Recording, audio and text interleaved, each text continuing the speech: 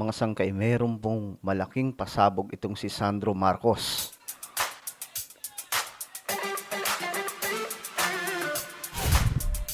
Yo, what's up guys? This is me. We are back dito sa ating YouTube channel. At ito nga po, pag-usapan po natin ngayon, itong malaking pasabog ni Sandro Marcos about po kay Sara Duterte. Kung ano yan mga sangkay, pag-uusapan po natin ngayon. Anyway, sa mga hindi pa po nakakapag-subscribe sa ating YouTube channel, i-subscribe nyo na po para lagi po kayong updated sa mga opinion, mga komentaryo po natin. Alright? Sa mga nanonood po sa Facebook, i-follow nyo po yung ating Facebook page. Okay. So, mga sangkay, eto nga pong si Sandro ay mayroon pong inilabas na malaking impormasyon. Ito, tingnan po natin mga sangkay. Ayan. Inilabas na po ito mga sangkay sa tinagal-tagal ng panahon. Ngayon lamang nagsalita ang panganay na anak ni PBBM tungkol po sa kwento kung paano po nabuo ang Uniteam. Ito, pakinggan po natin. Part of me. Okay. Para po sa inyong kaalaman, tayo po ay neutral lamang. Kung anuman ang mga lalabas dito, it's up to you. Kung paniniwalaan mo, kukontrahin mo. Basta, dapat mahinahon lamang po tayo. Okay? Huwag masyadong mainit ang ulo kasi kapag mainit ang ulo, nakakasira po ng araw yan. Alright? Relax lang, chill lang, mga sangkay. Alright? So, diretso po tayo. Medyo pagpasensyan nyo na ha, kasi medyo hindi po tayo madaldal masyado kasi kakatanggal lang po mga sangkay ng isa kong ngipin sa bandang dulo. No? Inopera po yan mga sangkay. At ayun, medyo nahirapan nga po yung mga doktor kasi nakaano siya eh. Alam niyo yung wisdom tooth ko kasi tumama na, nakaganon po sa isa pang ngipin. So, kailangan na po talagang alisin. At nagka-crack na. So, ayun, tinanggal. Pero, alam niyo yung kwento nun mga sangkay, halos mangiyak-ngik na po ako kasi kahit wala po akong nararamdaman kasi may anesthesia naman, nagtataka na ako bakit ang tagal, umabot na po ng 1 oras mahigit. But thank God kasi I survived naman, no? Syempre, magagaling din naman yung mga doktor pero dalawa ng doktor yung nandun, nagtutulong sila para lamang po maalis yung ngipin. Ang lalim kasi ng pagkakaano niya, kakapwesto. Anyway, hindi yun yung topic natin. Diretso po tayo. Part of me kind of saw it coming.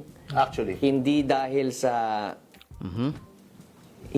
isang tao, kundi sa daming mga iba't ibang partido sa paligid na sa dami nilang it was a power struggle. Yes. And I will never forget. And Guys, ubusin muna natin na pakinggan saka tayo magkomento, okay? Saka ako magbibigay ng opinion regarding po dito. this is the first time kwento ko to. Wow. Wow. And I don't know if the president's gonna get mad. Kasi, andito na tayo. Andito na tayo. Yes, Mr. President.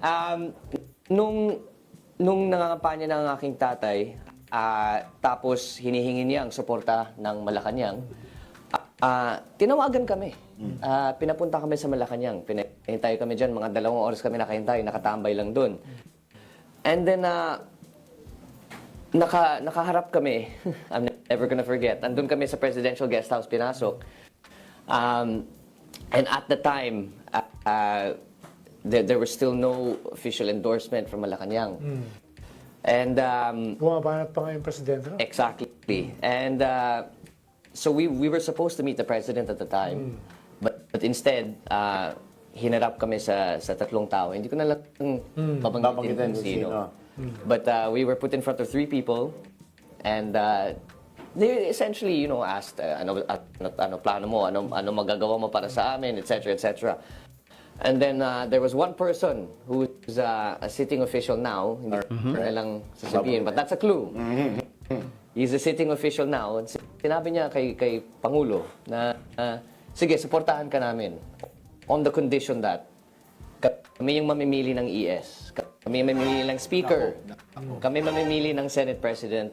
Kami mamimili ng secretary. Basta marami silang hiningi. Marami silang hiningi. I can imagine them saying, And then when we left the palace, tumingin tatay ko sa akin.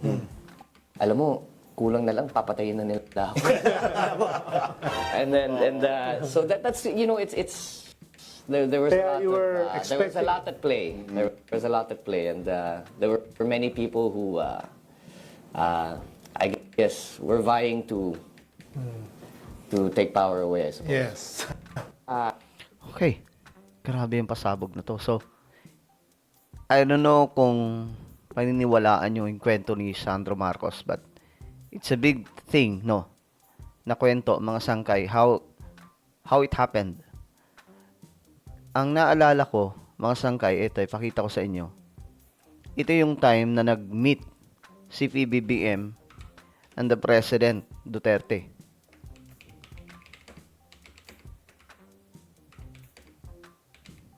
Ito.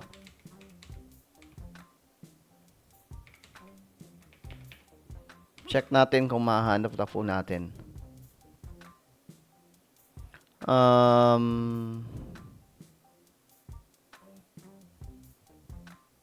Okay, hindi ko makita mga sangkay, pero alam ko nagkita po yun sila. Okay. Ang nakita ko lang ito.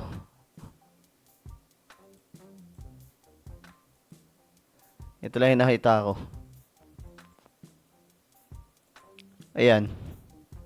But I think mga sangkay nagkita yun sila eh. Meron, actually, may picture na pumunta si PBBM sa Malacanang. Pero based sa kwento, parang hindi hinarap si PBBM. Iba yung kumausap, parang ganun. Well, kwento po ito ni Sandro Marcos. And again, it's up to you if you will believe it, mga sangkay, or not. Oh, ulitin po natin.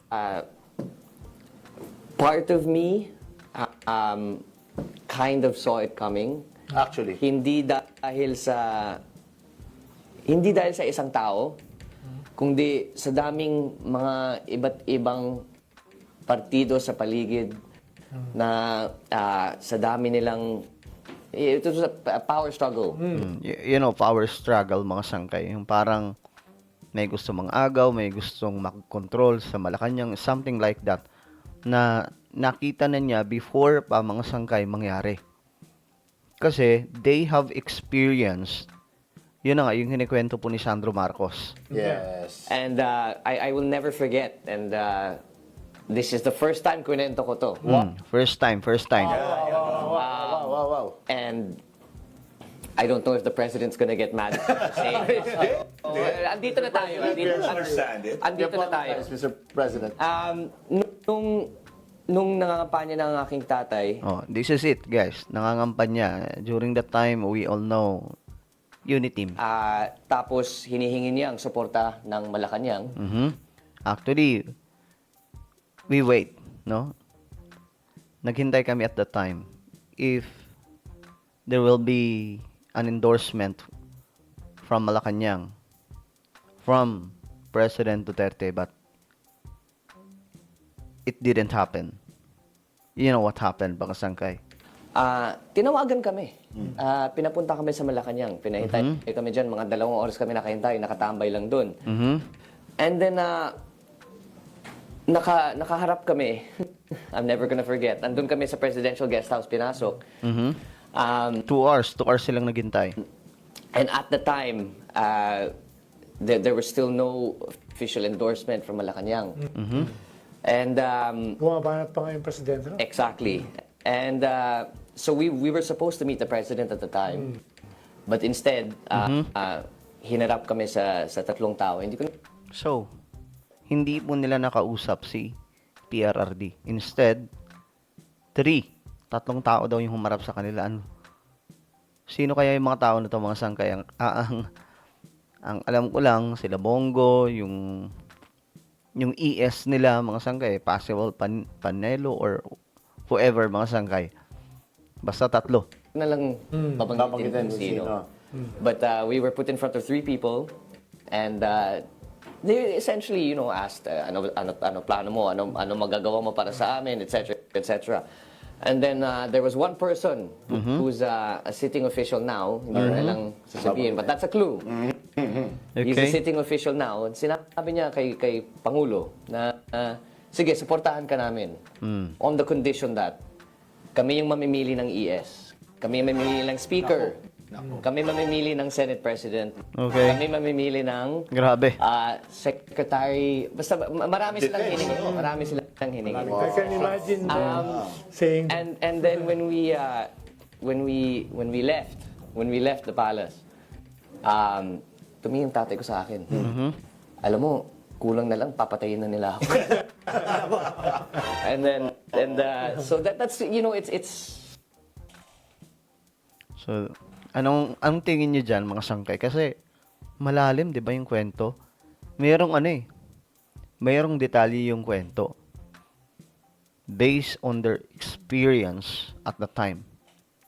Kaya nakita daw po ni Sandro Marcos na mangyayari in the near future of the presidency of BBM. Yung power struggle, traidoran, and as we can see right now, guys, it's happening already. So it's up to you. Naniniwala ka ba dyan? DDS ka man? Loyalista? Dilawan? What do you think? Comment down below. Meron tayong YouTube channel. Ito po ay Sangkay Revelation. Hanapin niyo po ito sa YouTube ngayon din. Then click the subscribe, click the bell, and click all. Ako na po ay magpapaalam. Mag-iingat po ang lahat. God bless everyone.